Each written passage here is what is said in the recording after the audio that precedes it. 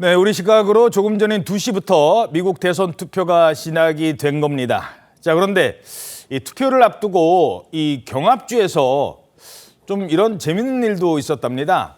한 화장실에 웬 쪽지가 붙어 있었대요. 그래서 그 쪽지에 뭐라고 써 있느냐 봤더니 트럼프와 해리슨, 지금 해리스가 둘이 이제 경쟁하지 않습니까? 해리스는 여성 후보. 그랬더니 거기에다가 쉿! 남편 몰래 이랬대요. 남편 몰래? 이게 무슨 얘기예요? 네, 남편 몰래 해리스에게 투표하라 이런 내용인 겁니다. 어허. 두 후보가 특히 경합을 벌이고 있는 경합주들이 있잖아요. 특히 그런 곳에 여자 화장실이나 미용실들에 이런 쪽지가 붙어 있다고 합니다. 기표대에 들어가는 사람은 당신 혼자입니다. 당신이 누구를 찍었는지 남자친구나 남편은 알 필요가 없습니다. 해리스에게 투표하세요. 아무도 모를 거예요. 이런 내용입니다. 일부 여성들이요, 이 보수적인 공화당을 지지하는 남편이나 남자친구 등의 압박으로 이제 트럼프 전 대통령을 찍을 수 있다 이런 우려에서 시작된 일종의 한 캠페인인데요. 이 쪽지가 언제 어디서부터 시작됐는지는 알려지지 않았습니다. 그런데 몇 달 전부터 이런 내용의 쪽지가 붙은 것으로 전해집니다. 예. 자, 해리스가 이제 여성 후보인 거를 저런 식으로 또 홍보를 하는 것 같은데 한 단체에서는요. 유명 헐리우드 여배우 줄리아 로버츠를 내세워서 비슷한 내용의 광고를 제작했습니다. You can vote any way you want. And no one will ever know. Did you make the right choice? Sure did, honey.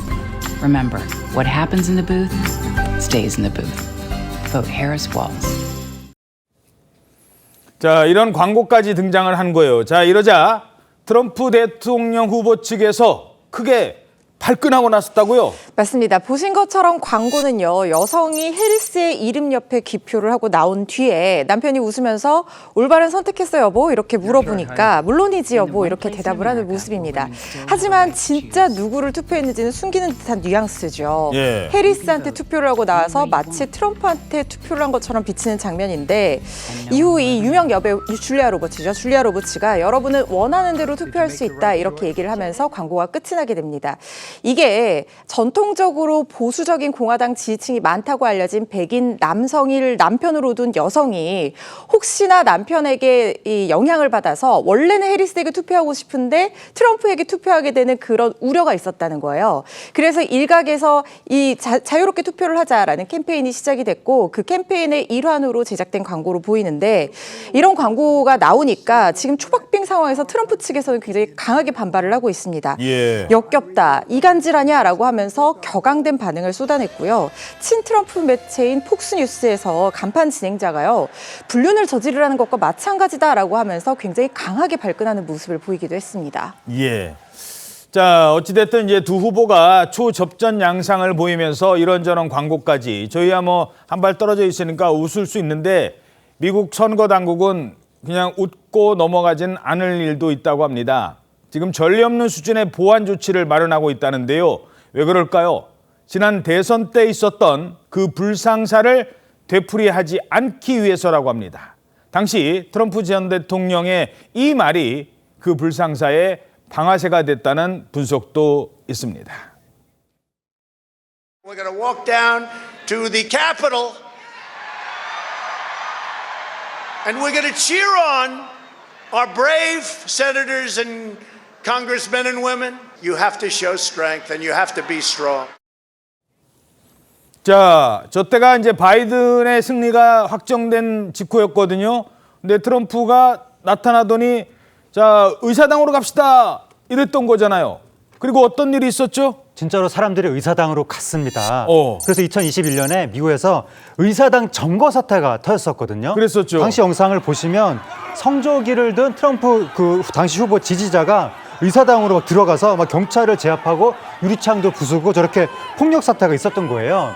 당시에 바이든 당선인의 승리가 확정되던 2021년 1월 6일에 그때 그에 불복해서 트럼프 후보 측의 지지자들이 의사당을 점거했던 것인데 이번 대선도 초박빙 과일 양상을 보이다 보니까 비슷한 혼란이 벌어질 수 있다라고 현지에서 지금 우려가 나오고 있습니다. 예. 그래서 미국의 선거 당국이 보안 조치를 이례적으로 격상했습니다. 어허. 그래서 지금 백악관 근처에는 대형 철제 펜스가 설치됐고 일부 공원은 아예 폐쇄가 됐습니다. 그리고 투개표소 인근에 감시용 드론이 뜨고 일부 선거 사무실에는 방탄 유리하고 강철 문까지 설치가 됐습니다. 완전 철통 경계를 하는군요. 자, 이번 선거도 상당한 후폭풍이 있을 수도 있다. 이런 관측도 있습니다. 자, 제일 궁금한 거 그렇다면 결과 언제쯤 나올 것으로 알려지고 있습니까? 네, 상당한 시일이 걸릴 것으로 예상됩니다. 미국 대선은 개표 완료까지만 해도 한 일주일 이상 걸리는 걸로 알려져 있는데요. 자, 지난 대선 때는 바이든이 승리를 선언하기까지 무려 4일이 걸렸었습니다. 특히 이번에는 개표에 시간이 걸리는 우편 투표가 3,500만 표에 육박한다고 합니다. 따라서 최종 결과 집계가 지연될 수도 있고요. 또 후보 간 득표차가 적은 일부 주는 재검표가 예상됩니다. 따라서 최종 결과까지 지연되는 사유가 될 것으로 보입니다. 게다가 이 트럼프 후보가 이번 유세 과정에서 민주당이 선거를 훔치려 한다라는 등의 말을 했습니다. 이렇게 부정선거 논란이 재현될 수 있음을 시사함에 따라 선거 후에도 혼란이 불가피할 것으로 전망되고 있습니다.